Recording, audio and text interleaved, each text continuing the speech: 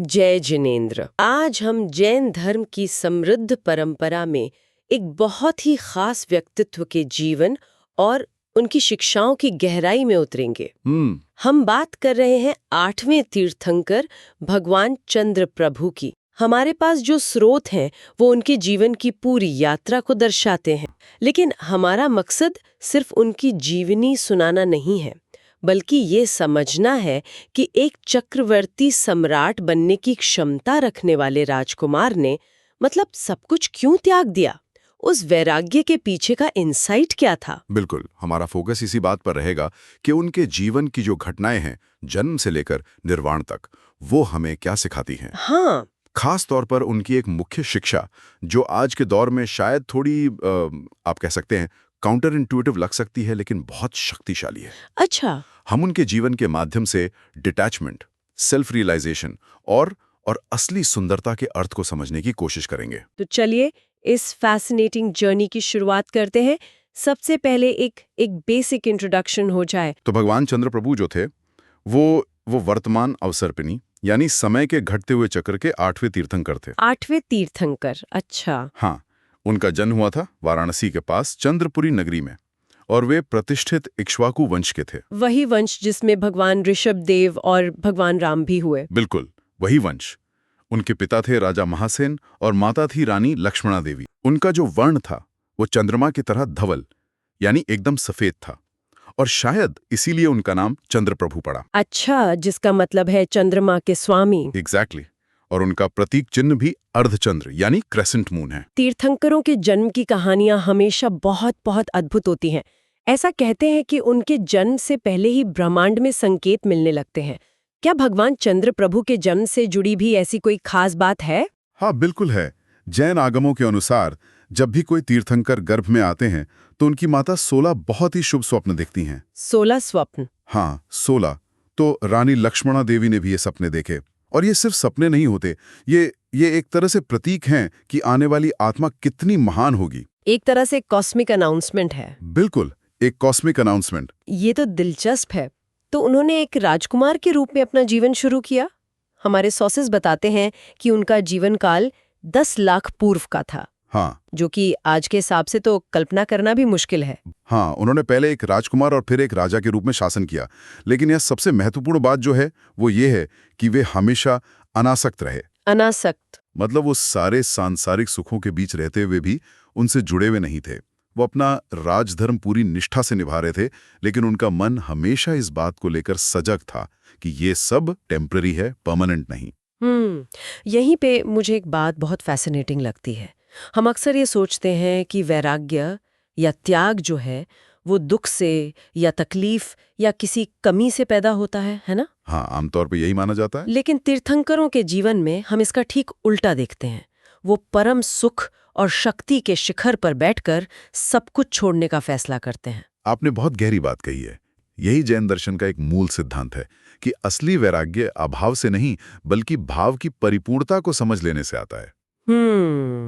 जब आप देख लेते हैं कि दुनिया का सबसे बड़ा सुख भी क्षणिक और अधूरा है, तभी आपका मन उस शाश्वत सुख की ओर मुड़ता है जो केवल आत्मा में ही मिल सकता है। सही बात है। और भगवान चंद्र प्रभु के लिए भी एक दिन यही क्षण आया।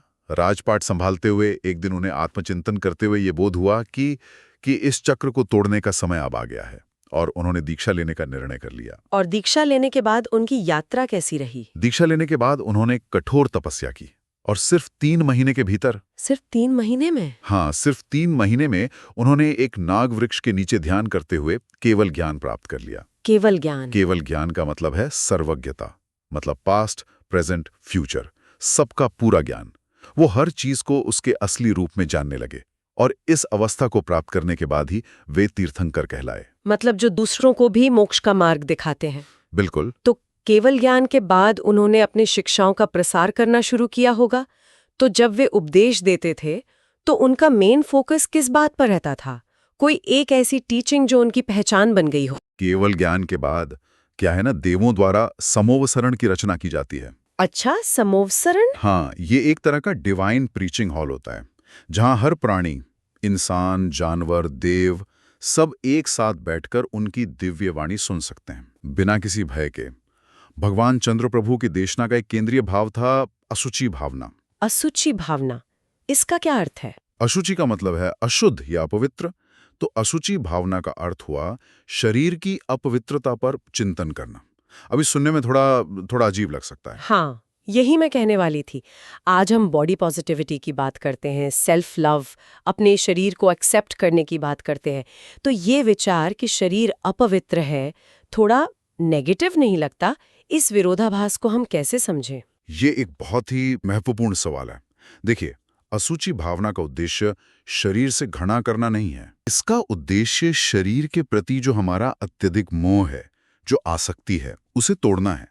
भगवान चंद्र प्रभु ने समझाया कि हमारा मन वो स्वभाव से सुख की तलाश में रहता है, लेकिन हम गलती से ये सुख बाहरी चीजों में ढूंढते हैं, और सबसे ज्यादा अपने शरीर की सुंदरता में, उसके स्वास्थ्य में। हम इसे सजाते हैं, संवारते हैं और इसी को अपनी पहचान मान लेते हैं, जो कि बहुत नेचुरल भी है। बिल्कुल नेचुरल है।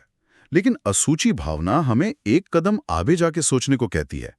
ये कहती है कि इस बाहरी त्वचा के नीचे क्या है? खून, मांस, हड्डियां, मवाद। ये शरीर बीमारियों का घर है। ये बूढ़ा होता है और अंत में नष्ट हो जाता है। जब हम इस सच्चाई पर गहराई से कॉन्टेम्पलेट करते हैं, तो शरीर के प्रति जो हमारा अंधा मोह है, वो कम हो जाता है।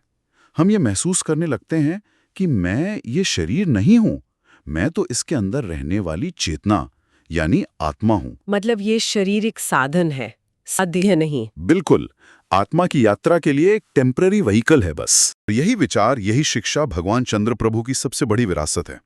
एक ऐसी विरासत जिसे सिर्फ शास्त्रों में नहीं बल्कि पूरे भारत में पत्थरों और मूर्तियों में भी संजोया गया है। तो चलिए इसी विरासत पर बात करते हैं। उनके आइकोनोग्राफी यानी कला में उन्हें कैसे दर्शाया जाता है, उनके प्रतीक का क्या महत्व है? सभी तीर्थंकरों की तरह उन्हें भी शांत और वीतरागी मुद्रा में ही दिखाया जाता है, या तो पद्मासन में ध्यान करते हुए या कायोत्संग मुद्रा में खड़े होकर। अच्छा। उनकी छाती पर श्रीवत्स का चिन्ह होता है, जो उनकी महानता का प्रतीक है, और उनके सिंहासन के नीचे उनका लांछन यानी प्रतीक चिन्ह अर्धचंद्र बना होता है। ये उनकी पहचान है? हाँ, ये उनकी पहचान है। और दिलचस्प बात यह है कि हमें उनकी सबसे पुरानी मूर्तियों में से एक 4वीं शताब्दी की मिलती है। 4वीं शताब्दी मतलब गुप्त काल की? हाँ, जिसे गुप्त वंश के राजा रामगुप्त ने स्थापित करवाया था। ये दिखाता है कि उनकी पूजा और मान्यता कितनी प्राचीन है। और उनके प्रमुख मंदिर या तीर्थ स्थल कौन से हैं?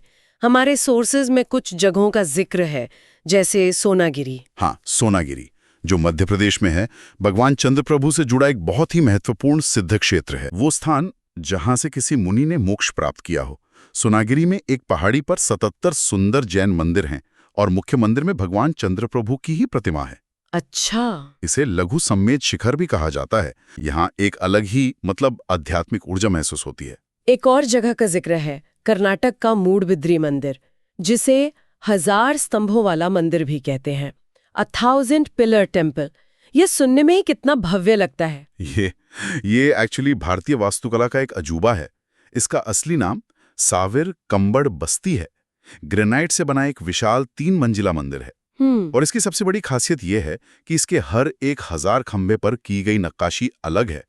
कोई भी 2 खंभे एक जैसे नहीं हैं। कमाल है। हाँ, ये मंदिर 15वीं शताब्दी में बनाया गया था, और ये आज भी जैन कला और संस्कृति का एक बहुत महत्वपूर्ण केंद्र है। और राजस्थान में तिजारा जी का भी नाम आता है, जो बहुत प्रसिद्ध है। तिजारा जैन मंदिर की कहानी तो चमत्कारों से जुड़ी हुई है।